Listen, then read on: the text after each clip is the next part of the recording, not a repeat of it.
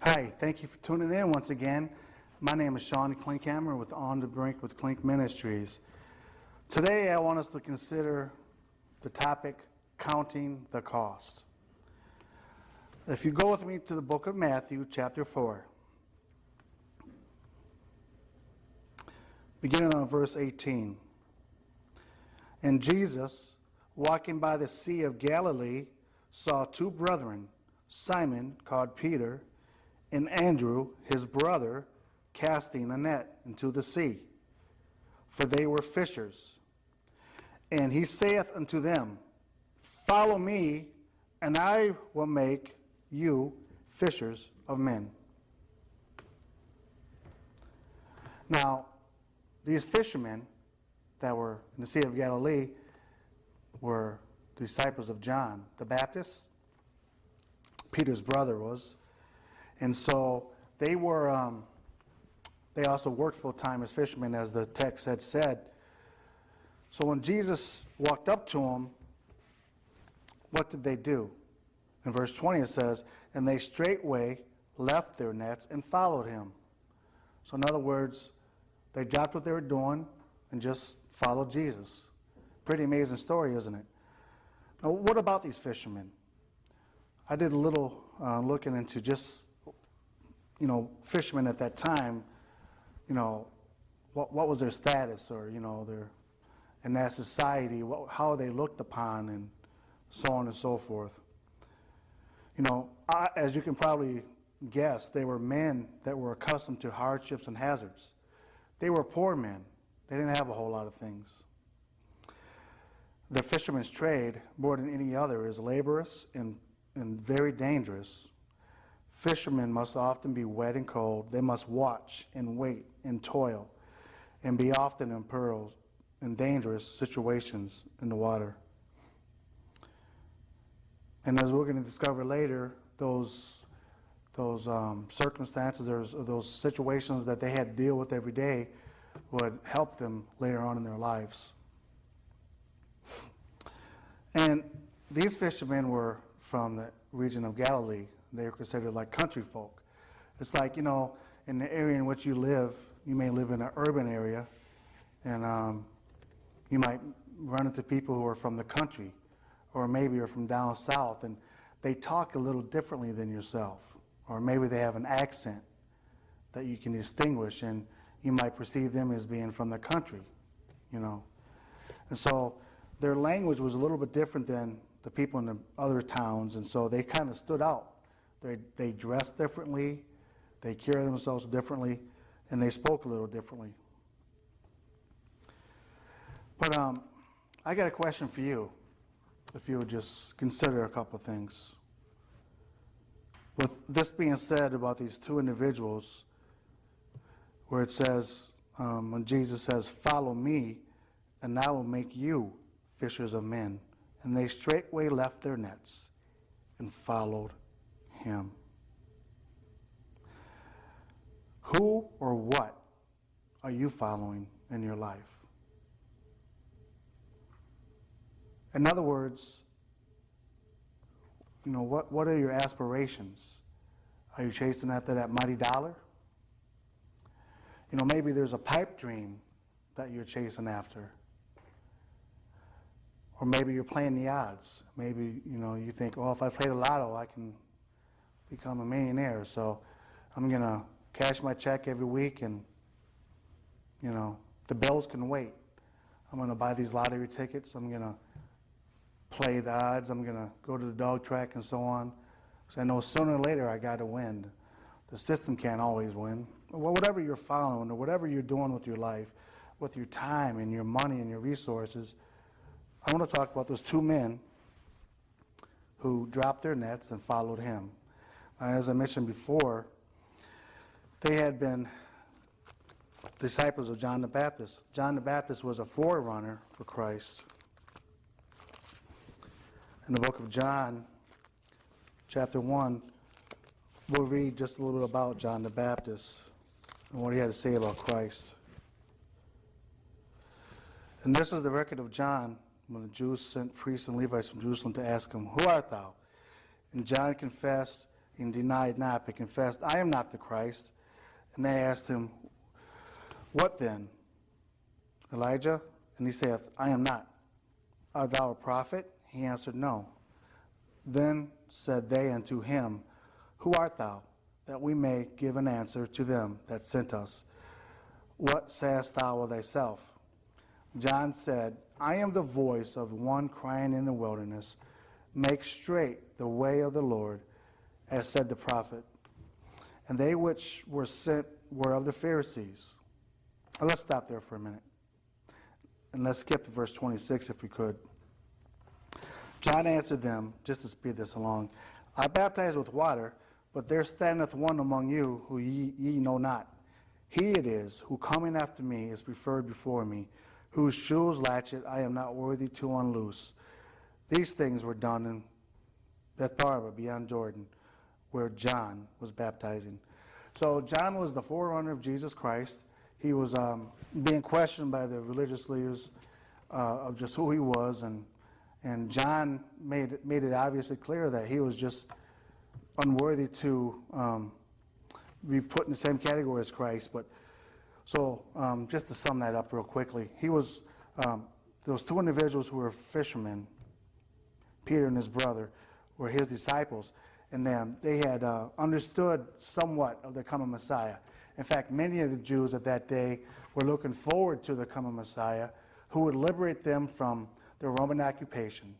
You see, they were under that Roman rule for so long, and they thought their king was going to come as a mighty military leader to set them free, to liberate them. But how did Jesus come? He was born to a virgin in a stable. His stepfather was a carpenter, and he had a very humble, meek upbringing, did he not? And when he entered in Jerusalem that one particular day, he came in on a coat of a donkey, yes? Not as a mighty military leader, as they thought he would. And so because of that, many of the Jews at that time did not believe he was the Messiah, and they shunned him. But these two individuals, the fishermen, dropped their nets, and they followed him. And these ministers were to become fishers of men. Now you may ask yourself, how is that possible, But remember, with Jesus Christ, all things are possible. If he is in it, it can be accomplished, if it's a God thing. And these fishers of men, Jesus had a purpose for them, not to destroy them, but to save them, and by bringing them to another element. And they would soon learn to fish, not for wrath or for wealth or for honor and preferment to gain for themselves, but for the souls of man, to gain them to Christ. Let's look at Hebrews chapter 13 and verse 17. "Obey them that have the rule over you, and submit yourselves, for they which for your souls, for as they must give account, that they may do it with joy and not with grief, for that is unprofitable for you." 2 Corinthians chapter 12 and verses 14 and 16. Now, I don't know how many of you guys out there, guys and girls, who like to fish. I just began to fish probably 5 or 6 years ago with my children, and it's a lot of fun. We've been caught in the rain. We've been out there on windy days out on the river. We've got plenty of snags. We've caught the wrong kind of fish, dogfish and whatnot. So there's a lot of things that can transpire when you fish, good and bad. And I'll explain what I mean by that in a second. 2 Corinthians chapter 12, verse 14. It says, "Behold, the third time I am ready to come to you, and I will not be burdensome to you. For I seek not yours, but you. For the children ought not to lay up for the parents, but the parents for the children." Verse 16, But be it so, I did not burden you. Nevertheless, being crafty, I caught you with guile." When Jesus says he will make them fishers of men, he is the one that's going to qualify them for the work. He calls them to it. He authorizes them to do the work. And he gives them the commission, he gives them the duty, the obligation to fish for souls, and the wisdom to win them over. But you have to understand about these individuals. Obviously, Jesus would have more apostles than just these two. But these men were very unlearned. They were ignorant. And they had preconceived ideas about other people. And so, if you read the gospel accounts, it took them some time to unlearn all their bad habits, to unlearn what they were being ingrained with as far as from the Pharisees and the religious leaders. They had to unlearn many things and learn what Christ was trying to teach them. They were together for 3 years, and during that 3-year period of time, we know there was a lot of ups and downs. We know that there was a lot of good days and bad days. And obviously, we don't have a record of every single miracle, every single disease that was taken away, every single day of every single event of every single person. But know this, when Jesus called these individuals, he had a grand plan. Not just for them to learn what it is Christ wants them to learn, but to, after Christ was crucified and rose again on the third day, they may carry this on to every end of the earth, as the Great Commission instructed. I'd like to read a statement from Warren Wiersbe. When Jesus says, "Follow me, and I will make you fishers of men," these words, whose originality stamps them as a genuine saying of Jesus, show that the great founder of the faith desired not only to have disciples, but to have about him men who he might train to make disciples of others. Now catch this. I really like this, what Warren Wiersbe says here. To cast the net of divine truth into the sea of the world, and to land on the shores of the divine kingdom a great multitude of believing souls. When he said to cast that net, he used that example of the fishermen casting their net out to catch the fish. The net of divine truth into the sea of the world. The sea of the world is so full of falsehoods and things that are not true, and so many misconceptions and ideas, And Jesus had to start with his very own followers, his very own disciples, who were very naive, very ignorant, as I said before, and they had a lot to learn.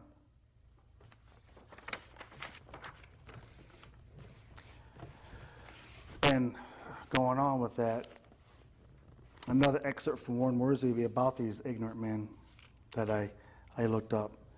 They were indeed godly men who had already shown the sincerity of their piety by forsaking all for their master's sake. But at the time of their call, they were exceedingly ignorant, narrow-minded, superstitious, and full of Jewish prejudice, misconceptions, and animosities. And they had a lot to unlearn and a lot to learn in a short period of time. My question to you is, like these fishermen, Christ is calling you, "Follow me, and I'll make you fishers of men." Are you willing to follow him? Now, he doesn't mean for you to quit your job, stop providing for your family, lose your house, lose your vehicle, put your family in the homeless shelter. What he wants you to do is, first of all, put your trust in him. But by following him, he wants to be the first in your life. He wants you to put him at the top of the list And he wants to use you to reach others for Christ. And maybe the only ways that you can do. You see, all of us are very unique. Some of us are doctors and lawyers. Some of us are teachers. Some of us are factory workers. But he can use each and every one of us in a unique way to become fishers of men. We have to be willing. We have to surrender all. And you know, when they threw down their net and they followed him, they obviously were searching for something. They obviously knew the Messiah was coming. They obviously knew or heard that this may be him. Do we do that today? No, we don't. We like to hang on to stuff, don't we? We become almost slaves of things. And Mark chapter 16 and verse 15 is coincidentally the Living Word Ministries or On the Brink with Klink's verse, key verse. And it says, Jesus said unto them, Go ye into all the world and preach the gospel to every creature. You know, when Jesus called these two individuals, let me back up. This verse here was given after Jesus was crucified and resurrected from the dead, and he gives this great commission to his followers. And but that commission or that command is given to us as well. But when he first called these individuals, there was a lot of uncertainties. You know, Peter was married. And do you think that Peter would have